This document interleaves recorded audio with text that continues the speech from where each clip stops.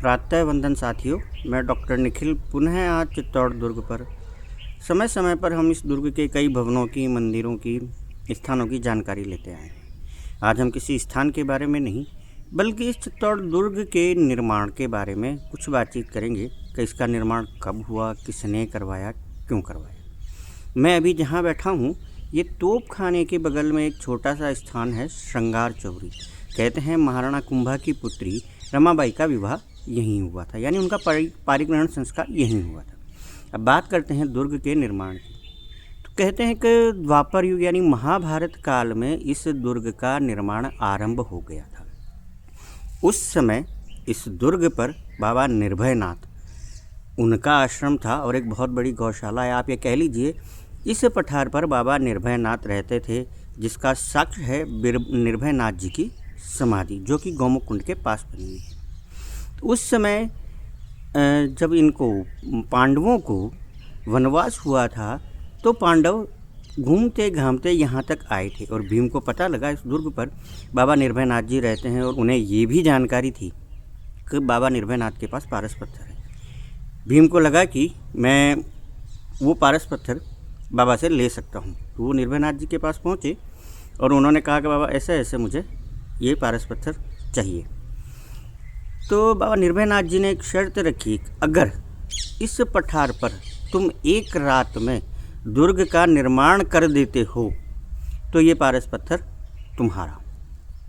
भीम ने अपना कार्य आरंभ किया और प्रातःकाल जल्दी ही, मतलब प्रातःकाल भी नहीं, उससे जल्दी बाबा निर्भयनाथ की आंख खुली तो उन्होंने देखा कि वास्तव में भीम तो इस दुर्ग का निर्माण कर देंगे।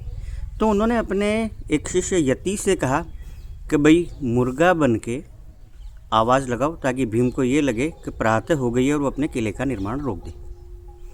यति ने ऐसा ही किया और मुर्गे की आवाज़ में बांग दे दी और भीम ने अपना कार्य रोक कर निर्भयनाथ जी के पास पहुंच गए। निर्भयनाथ जी ने कहा कि भाई तुम ये काम रोक के क्यों आ गए?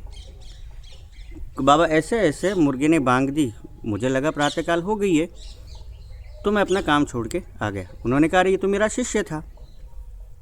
तो कहते हैं भीम को उस समय गुस्सा आया और उन्होंने इस धरती पर बहुत ज़ोर से लात मारी, जो एक कुंड बन गया जिसे हम भीमलत्त कुंड के नाम से जानते हैं। वो भी आज दुर्ग पर है और सजीव है। लेकिन कुछ ही क्षणों में भीम को यह एहसास हुआ कि नहीं, ये मैंने गलत किया।